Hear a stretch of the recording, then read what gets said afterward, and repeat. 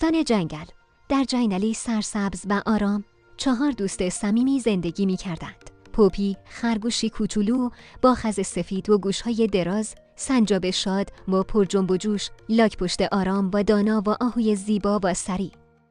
یک روز جنگل آتش گرفت. حیوانات نگران بودند و نمی‌دانستند چه کار کنند.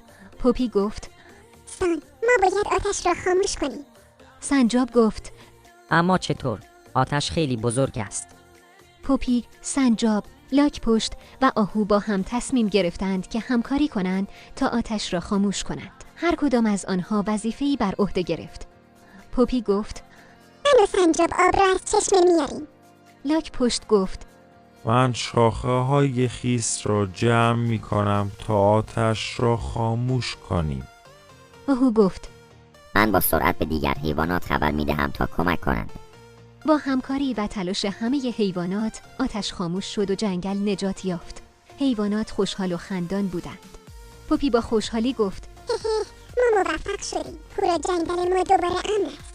سنجاب گفت: دوستی و همکاری ما را نجات داد. این داستان به ما یاد می دهد که همکاری و همبستگی می تواند هر مشکلی را حل کند. داستان‌های بیشتر را در صفحه ما دنبال کنید.